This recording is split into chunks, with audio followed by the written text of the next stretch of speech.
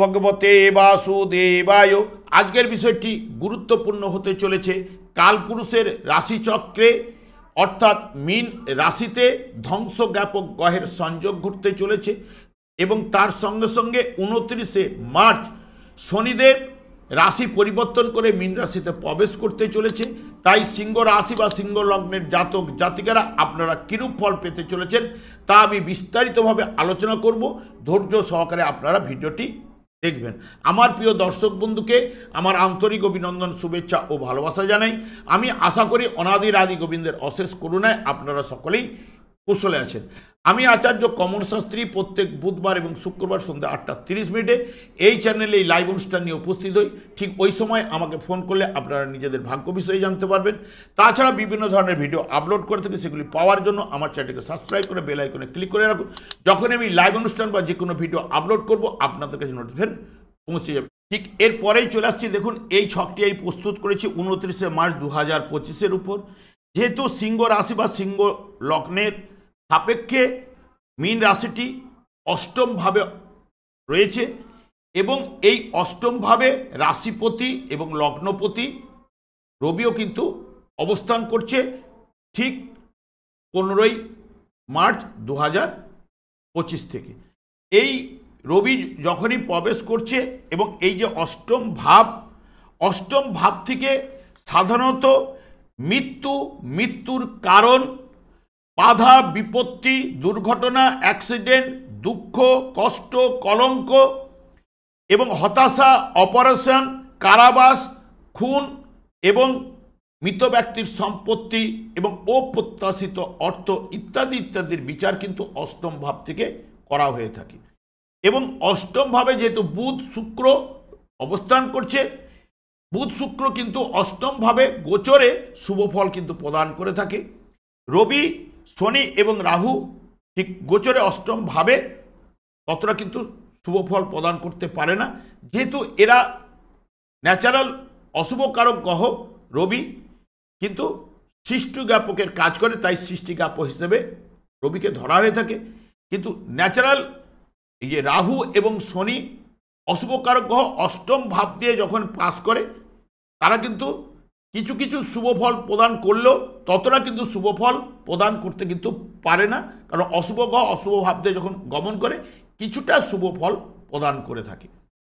এই যে গ্রহগুলো কিন্তু কোনো গ্রহটি কিন্তু খারাপ নয়, কারণ দেখুন ব্যক্তিগত জন্মছকে যার যে গ্রহটি জন্মকালীন যদি অশুভ স্থানে অবস্থান করে বা দুর্বল থাকে বা পীড়িত থাকলে, সেই অশুভ গ্রহের যখন দশা, অন্তর্দশা বা গোচরে যখন অশুভ ভাব দিয়ে পাস করে, তখন কিছু না কিছু অশুভ ফল পেতে কিন্তু বাধ্য।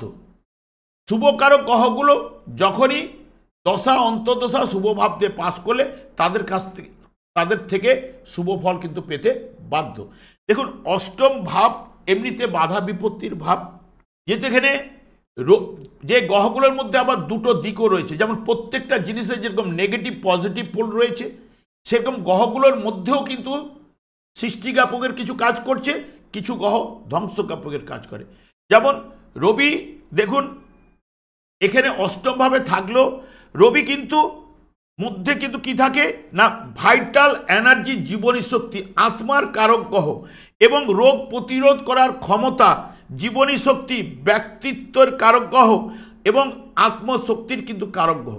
এই যে রবি পূর্ব আকাশে ওঠার সঙ্গে সঙ্গে দেখবেন প্রত্যেকের মধ্যে একটা এনার্জি কিন্তু বৃদ্ধি হয়। যখনই অস্তমিত হয়ে যায় তখন কিন্তু এনার্জিটা কিন্তু অনেকটাই কিন্তু কমে যায়। সেই কারণে কি রবি আমাদের যাবতীয় দিক দিয়ে সৃষ্টিজ্ঞাপকের কাজ করে থাকে। এখানে বুধ বলুন, শুক্র বলুন, শনি বলুন, রাহু, এরা সাধারণত ধ্বংসজ্ঞাপক গ্রহ।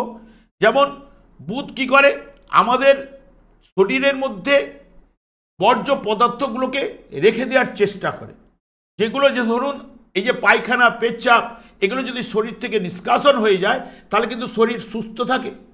এইগুলোকে আটকে রাখার প্রবণতা এই বুধের মধ্যে রয়েছে ন্যাচারাল হিসেবে। তাহলে কি হবে, অশুভের কাজ করছে আমাদের শরীরে। শুক্র, এই যে স্বামী স্ত্রীর যে মিলনে আয়ুক্ষয় হয়, সেই কারণে শুক্র কিন্তু ধ্বংসজ্ঞাপকেরই কাজ করে। এবং রাহু শনি ঠিক এই রকমই। এই যে বুধ এখানে অষ্টমভাবে অবস্থান করছে, বুধ এমনিতে বুদ্ধির কারক গ্রহ। এই যে আমরা বাক্য শক্তি, জ্ঞান এবং প্রচণ্ড বুদ্ধিমত্তা এবং স্মরণ শক্তি এবং কোনো গ্রহর সঙ্গে যদি যুক্ত থাকলে, কারণ বুধ কিন্তু স্বাধীনভাবে ফলদান করতে পারে না, কোনো গ্রহের সঙ্গে যদি যুক্ত থাকে সেই গ্রহটির সঙ্গে যুক্ত ফলদান করার ক্ষমতা বুধের মধ্যে রয়েছে। ঠিক ওই রকম রাহুরও মধ্যে রয়েছে।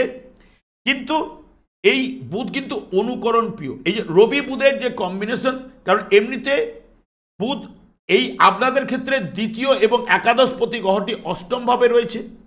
তাহলে দ্বিতীয় এবং একাদশপতি অষ্টমে থাকার জন্য এই যে অপ্রত্যাশিত অর্থ, মৃত ব্যক্তির সম্পত্তি এবং এখানে পঞ্চম ভাবের নির্দেশক রাহুর সঙ্গে যুক্ত রয়েছে, লটারি, ফাটকা ইত্যাদি ইত্যাদি থেকে এগুলো কিন্তু অর্থ দেওয়ার ক্ষমতা কিন্তু রাখে। তার সঙ্গে সঙ্গে একাদশ ভাবের অধিপতি ওখানে রয়েছে অভিষ্ট পুরাণ, এগুলো কিন্তু নিয়ে আসছে।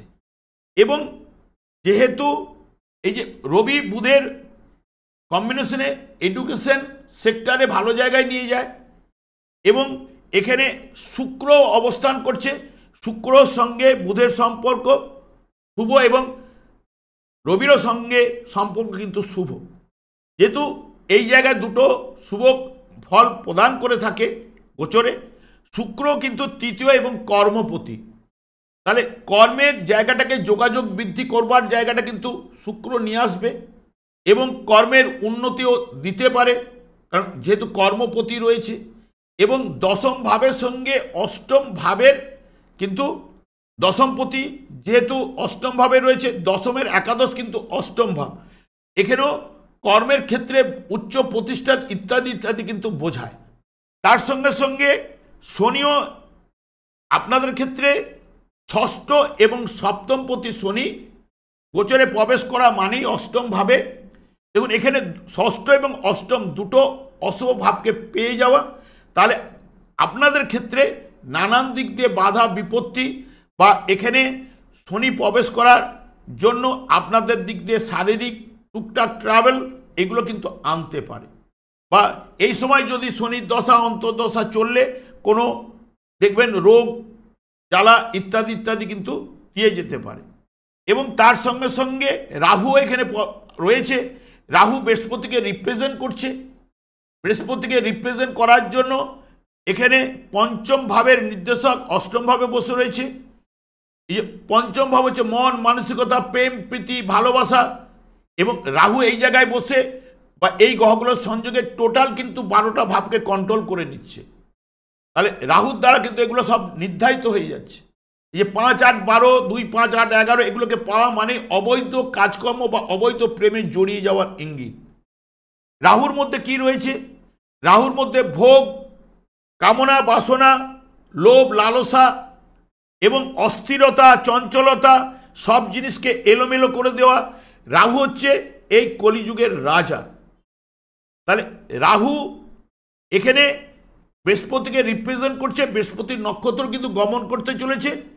তাহলে রাহুর মধ্যে কিছুটা অশুভ প্রভাব কিন্তু একটু হলেও কমবে, যেহেতু বৃহস্পতিকে রিপ্রেজেন্ট করার জন্য। এবং শনিও এখানে, শনির মধ্যে ধৈর্য, দৃঢ়তা, নিয়ম, নিষ্ঠা এবং সব থেকে শৃঙ্খলা পরায়ণেরা, একাগ্রতা, কোনো পরিবর্তন চায় না, ধীর স্থির শনির মাধ্যমে কিন্তু রয়েছে। তাহলে এইখানে শনি রাহুর কম্বিনেশনে কি করতে পারে? কাজকর্মে সর্বত্র নিয়মিতভাবে যে করা সম্ভব হবে না, কিন্তু যেহেতু শনি যেটাকে নিয়ম নিষ্ঠা করে রুটিন মাফিক কাজ করার যেটাকে নিয়ে আসার চেষ্টা করবে, রাহু সেটাকে এলোমেলো করে দেবে। সেই কারণে কি হবে? নানান দিক দিয়ে কিন্তু অস্থিরতা ঘটবে বা স্থিরতার অভাব ঘটবে। তাহলে কর্মের পরিবর্তন ঘটবে এবং জন্মছকে যদি এই গ্রহগুলো যদি অশুভ অবস্থায় থাকে অত্যন্ত কষ্টদায়ক হবে অষ্টম ভাবের জন্য, এবং কর্মহানিও আনতে পারে। দশম ভাবের অধিপতি অষ্টম ভাবে বসে থাকে, কর্মহানিও আনতে পারে অনেকের ক্ষেত্রে। অবনতি, মিথ্যা, অপবাদ, অপমান, যেহেতু এই জায়গা থেকে বিচার্য বা প্রবল কোনো পীড়ায় আক্রমণ হওয়া এইগুলো কিন্তু নিয়ে আসতে পারে যখন অশুভ থাকলে, যদি আপনার জন্মছকে। যদি শুভ থাকলে কর্মের উন্নতি, আর্থিক লাভ এনে দেবে। তবে রাহু আপনাকে দশা অন্তর্দশা, রাহু যদি জন্মছকে ভালো থাকে অষ্টমভাবে গেলে হঠাৎ কোনো না কোনো থেকে জায়গা থেকে অর্থ লাভ কিন্তু ঘটাবেই। এবং সে আপনি 2 নম্বরই করে হোক, যে বা লটারি প্রাপ্ত হোক ও প্রত্যাশিত অর্থ হোক, যেখান থেকে আপনার অর্থটা এলো, আপনি কোটি কেন 2 কোটি হলো, সেই রাহুর দশাতে কিন্তু আপনাকে যেরকম দিয়ে গেল, রাহু কিন্তু ভোগকারক গ্রহ, এবং রাহুর দশা বা অন্তর্দশাতেই আপনাকে কিন্তু নিঃশেষ করে দেবে, কারণ ওটাকে গ্রাস করে নেবে, ওই অর্থগুলোকে গ্রাস করে নিয়ে আপনাকে উল্টে দেনায় দাঁড় করিয়ে দিয়ে চলে যাবে। রাহুর কাজটা এই রকম টাইপের। তাহলে রাহু এবং শনি কিন্তু আমাদের ব্যাংক ব্যালেন্স কিন্তু বাড়ায়। দেখবেন যাদের অর্থনৈতিক কাঠামো ভালো রয়েছে তাদের রাহু শনির কম্বিনেশন কিন্তু থাকবেই, তারা কিন্তু শুভ জায়গায় আছে, এবং সেই জায়গা থেকে কিন্তু তারা কিন্তু অলরেডি পজিটিভ রেজাল্ট কিন্তু পেয়ে থাকে। যাদের অশুভ থাকলে এই ঘটনা কিন্তু ঘটতে বাধ্য করাবে। শনিদেবের যে অর্থটা আপনাকে এনে দেয় শনিদেব, সেটা হচ্ছে পূর্ব জন্মের পাওনা অর্থ, সেটি হচ্ছে ব্যাংক ব্যালেন্সকে বাড়াবে, সেটা কিন্তু ঝট করে কিন্তু ব্যাংক ব্যালেন্সটাকে কমিয়ে দেবে না। এই জায়গাটা শনিদেব কিন্তু কাজ করবে। এবং শনির মধ্যে যেরকম ধৈর্য, দৃঢ়তা, নিয়ম নিষ্ঠা, যদি যে জাতকের মধ্যে যারা সিংহ রাশি বা সিংহ লগ্নের জাতক জাতিকারা যারা নিয়ম নিষ্ঠা মেনে কাজ করে, দেখবেন তারা কিছুটা হলেও এখন শনির ঢাইয়া আপনাদের আরম্ভ হতে চলেছে। শনির ঢাইয়া অষ্টম ভাবের উপরে নানা রকম দুর্ঘটনা, অ্যাক্সিডেন্ট, অর্থনৈতিক ঝঞ্ঝট ঝামেলা কিন্তু আনে, কারণ অষ্টম ভাবের যে গ্রহগুলো তারা কিন্তু দ্বিতীয় ভাব অর্থ বা পরিবারের জায়গাটাকে দেখছে। তাহলে পরিবারের বা অর্থনৈতিক জায়গাটা তাদের মাইনাসে দাঁড় করিয়ে দেওয়া, বা অর্থের পেছনে দৌড়াবেন, অর্থ না ধরতে দেওয়া, পরিবারের নানান দিক দিয়ে অশান্তি, এগুলো কিন্তু নিয়ে আসবেই। এখন এতগুলো গ্রহ রয়েছে কিন্তু ওখানে শনিদেব থাকবে। শনিদেব থাকার কারণে আপনাদের পারিবারিক জীবনে কিন্তু নানা রকম সমস্যা কিন্তু নিয়ে আসার সম্ভাবনা কিন্তু দেবেই। এবং শুক্র কি, শুক্রের মধ্যে রূপ, রস, গন্ধ, স্পর্শ, এই পার্থিব জগতের যাবতীয় সুখ কিন্তু প্রদান করে থাকে শুক্র। তাই জন্যই ন্যাচারাল জোডিয়ায় দ্বিতীয় এবং সপ্তম ভাবকে দেওয়া হয়েছে শুক্রকে, বৃষ রাশি এবং তুলা রাশি।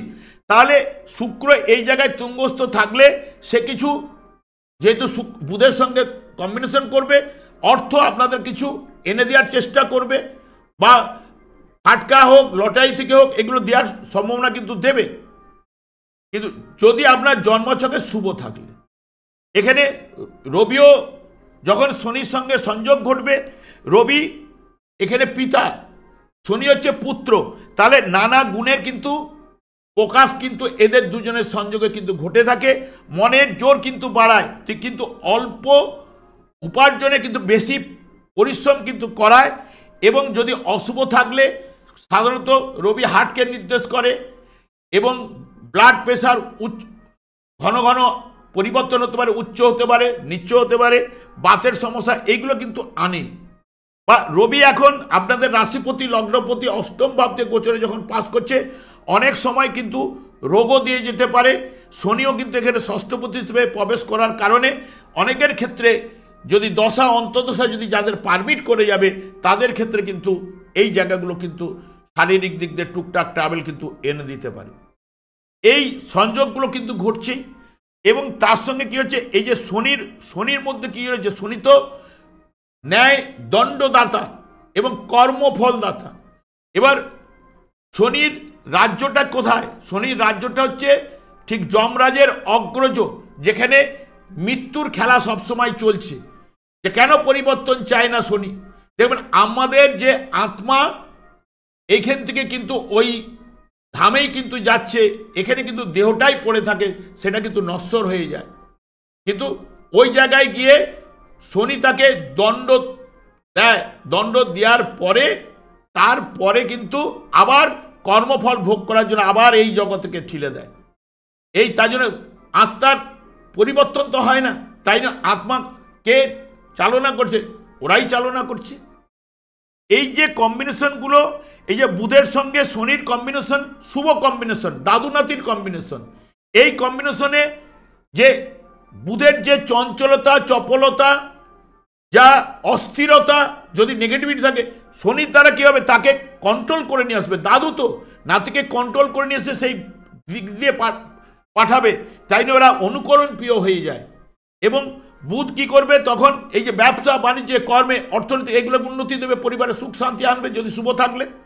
শনি বুধের কম্বিনেশন খুব শনি শুক্র এরা একই ক্যাটাগরি প্ল্যানেট, ধ্বংসজ্ঞাপক গ্রহ, কিছুটা হলো যে যার নেচার অনুযায়ী সেই ফলগুলো কিন্তু দেওয়ার চেষ্টা করে। নাহলে কিন্তু এরা যখন একসঙ্গে বসলো কিছুটা হলো শুভ ফল আনার চেষ্টা কিন্তু করবে।